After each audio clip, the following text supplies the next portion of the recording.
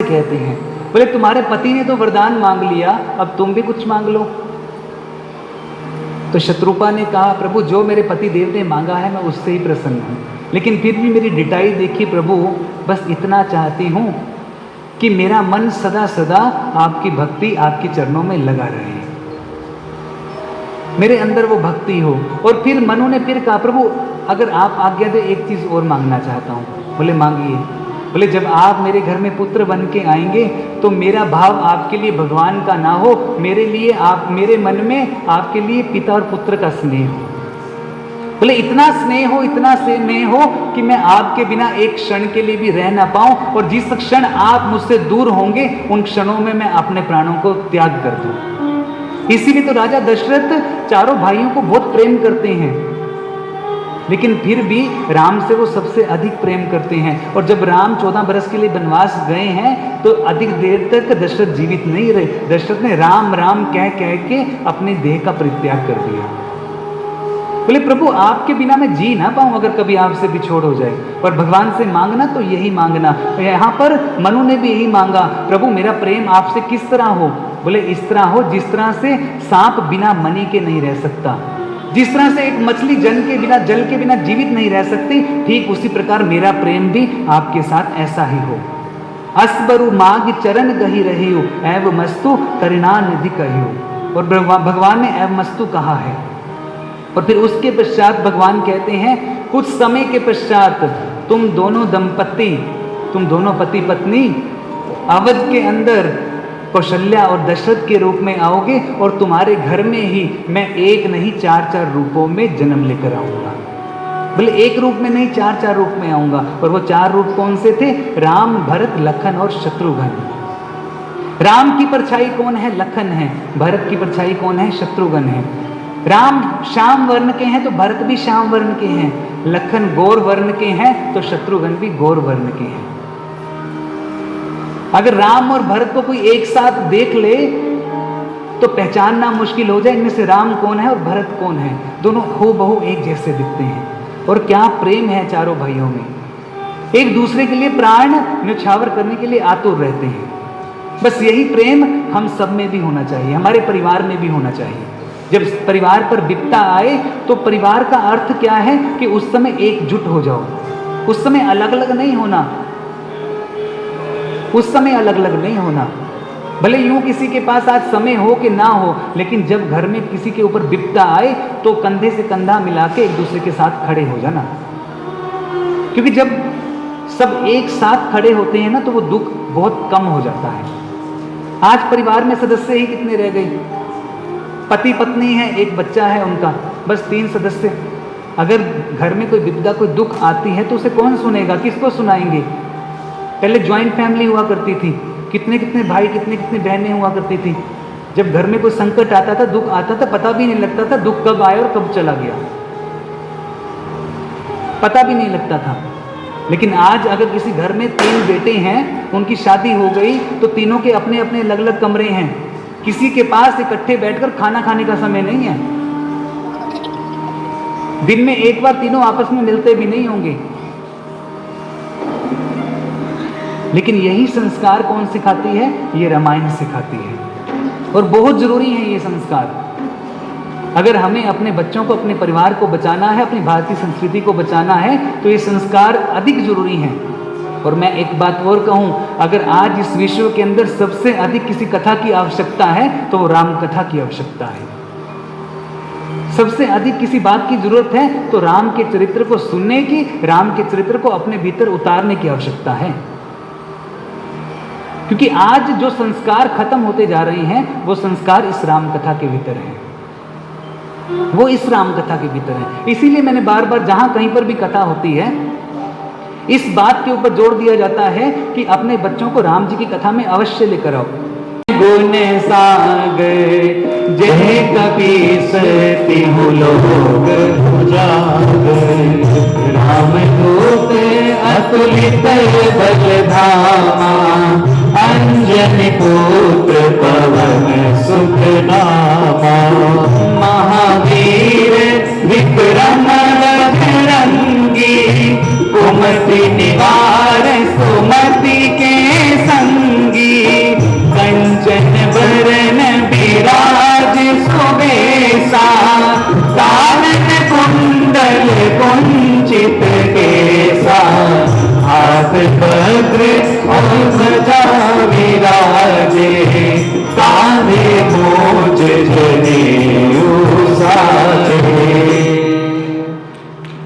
हनुमान चालीसा पढ़ के सुनाया और फिर मैंने उसे कहा, बोले अब की बार तो पढ़ के सुनाया है, लेकिन जब अगली बार आओ तो पढ़ के नहीं सुनाना, कंठस्थ होना चाहिए।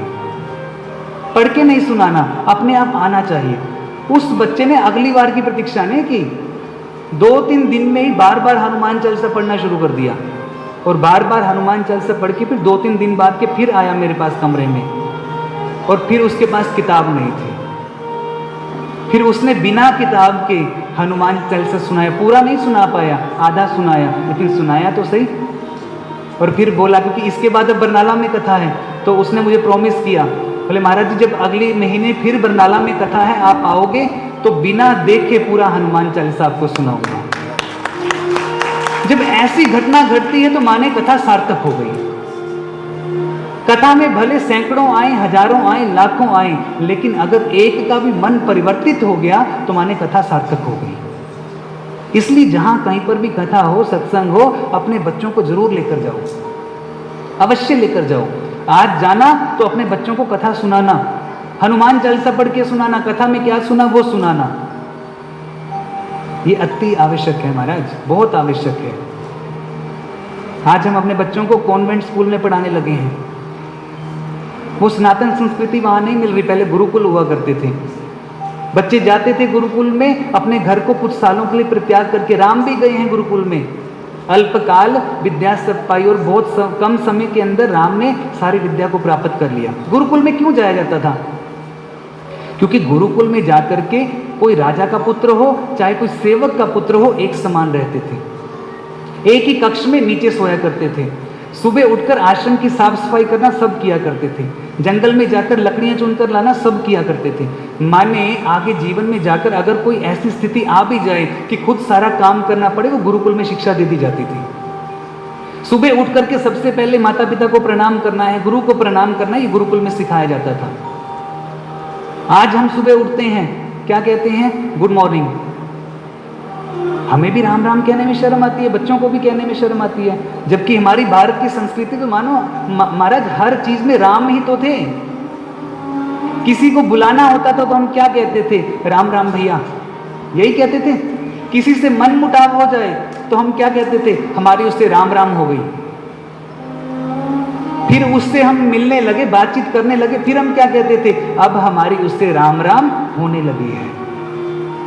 जीवन छोड़िए महाराज, हमारी सनातन संस्कृति में तो जब देह का परित्याग किया जाता है तब भी एक ही बात कही जाती है, राम नाम सत्य है। माने जीवन की शुरुआत से लेकर के जीवन के अंत तक केवल हमारी भारत की संस्कृति में राम नहीं है। ये good morning, good evening, good night ये नहीं है। इसलिए ये आदत अपनाइए, जब एक व्यक्ति दूसरे व्यक्ति से मिले तो राम राम बोलिए, राधे राधे बोलिए।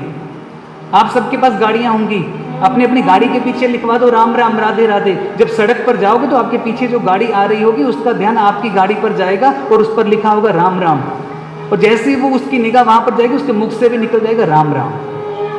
अपने घर के बाहर लिखवा दीजिए राम राम राधे राधे। जैसे ही गली से कोई व्यक्ति निकलेगा उस घर के आगे लिखा हुआ पड़ेगा राधे राधे राम राम, उसके मुख से भी निकल जाएगा। हमने अपने घर के बाहर लिखवा रखा है हरे कृष्ण कृष्ण कृष्ण हरे हरे, हरे राम राम राम हरे हरे। अगर कोई अनजान व्यक्ति आता है, वो फोन पर एड्रेस पूछता है कहाँ पर जाना है, घर का एड्रेस क्या है, तो हम एक ही बात कहते हैं, जिस घर के बाहर लिखा होगा हरे कृष्ण कृष्ण कृष्ण हरे हरे, हरे राम राम राम हरे हरे, उस घर में अंदर आ जाना। फिर वो व्यक्ति जाता है दूसरे व्यक्ति से पूछता है, बोले किस घर के बाहर लिखा है हरे कृष्ण, माने वो बार बार उस नाम को जपता है, बार बार उस नाम को बोलता है और सामने वाले व्यक्ति के मुख से भी निकल जाता है। अपने घर के हर छोर पर लिखवा दीजिए राम राम, ताकि जहां कहीं पर भी निगाह पड़े वो राम ही दिखे। यहाँ क्या बताइए, लेकिन देवताओं के पास कोई समाधान नहीं था। सभी देवता इकट्ठे होकर के कहाँ गए हैं? ब्रह्मदेव के पास गए हैं।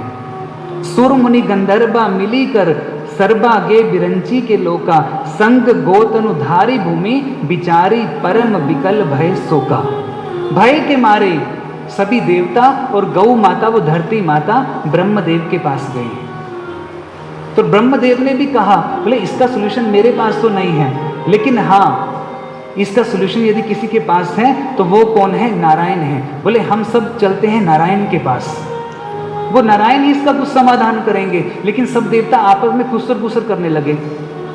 बोले नारायण के पास कहाँ जाया जाए, वैकुंठ धाम में जाएं, साकेत धाम में जाएं कि क्षीर सागर में जाएं, किस स्थान पर नारायण मिलेंगे? तो महादेव कहते हैं भवानी, उसी सभा के बीच में मैं भी था और मैं जानता था कि मेरे प्रभु को ढूंढने के लिए कहीं पर जाने की आवश्यकता नहीं है। ना हम बसामी वैकुंठे योगी नाम हृदय नाच, ना तो मेरे भगवान वैकुंठ में रहते हैं, ना क्षीर सागर में रहते हैं, ना कि साकेत धाम में रहते हैं, बल्कि जिस स्थान पर खड़े होकर के मेरे ये भक्तजन भगवान को पुकारते हैं वहीं पर भगवान प्रकट हो जाते हैं। हरि व्यापक सर्वत्र समाना, प्रेम ते प्रकट हो ही में जाना।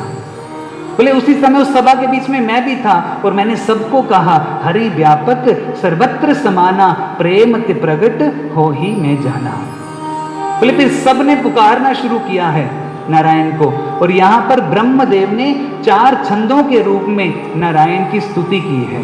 जय जय सुर नायक जन सुखदायक, प्रणत पाल भगवंता, गोद्विज हितकारी जय असुरारी, सिंधु सुता प्रिय कंता, पालन सुर धरनी अद्भुत करनी, धर्म न जानई कोई, जो सहज कृपाला दीन दयाला, करहु अनुग्रह सोई।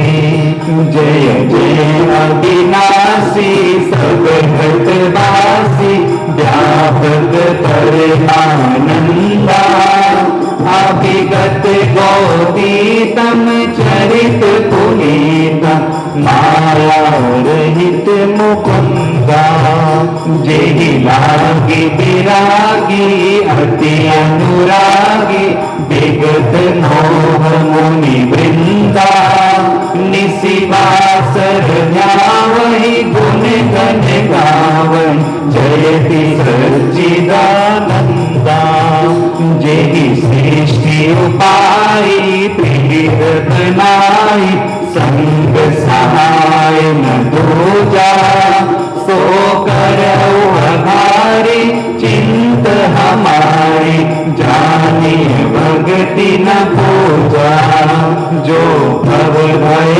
भंजन मुनि मन रंजन, गंजन विपति बरूथा, मन बचे क्रम बानी, छाड़ी से आनी, शरण सकल सुर जोथा, सारद श्रुति शेषा ऋषय शेषा, जा कहूँ को नहीं जाना, जेहि दीन प्यारे वेद पुकारे, द्रव सोई भगवाना, भव भारिधि मंदर सब विधि सुंदर, गुण मंदिर सुख पूंजा, मुनि सिर सकल सुर कर, जातुर नमत नाथ पद कंजा।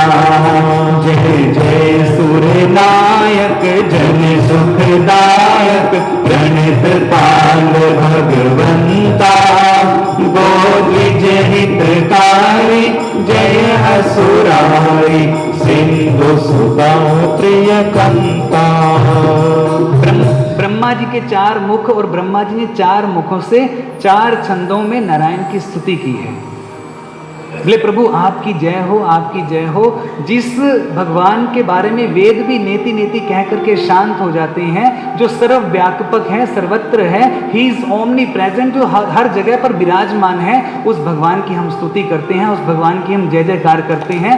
वही नारायण, वही परमात्मा हमारी रक्षा करे। और जैसे इस प्रकार स्तुति की है, उसी समय जानि सबे सुर भूमि सुनी, बचन समेत स्नेह, गगन गिरा गंभीर भई, हरनि शोक संदेह। उसी समय आकाशवाणी हुई है, ब्रह्मवाणी हुई, और ब्रह्मवाणी में नारायण ने सब देवताओं को कहा, बोले आप सब निश्चिंत होकर के अपने अपने लोक को चले जाएं, क्योंकि अब मैं मनु शत्रुपा को दिए हुए वरदान को सिद्ध करने के लिए दशरथ और कौशल्या के यहाँ पर अपनी 4 विभूतियों में प्रकट होने वाला हूँ, और अब मैं नारद जी के श्राप को भी सिद्ध करने वाला हूँ। तिनके गृह अवतरयो जाई, रघुकुल तिलक सो चारयो भाई, कश्यप अदिति महातप कीन्हा, तिन कहूँ मैं पूरब बरदीना, हरि हूँ सकल भूमि गरु आई, निर्भय होहु देव समुदाय। बोले तुम सब अपने अपने लोक को जाओ, अब बड़ी जल्दी ही मैं धरती के दुख को दूर करने के लिए कौशल्या और दशरथ के यहाँ पर जन्म लेकर आने वाला हूँ। और फिर अवध की वो धरा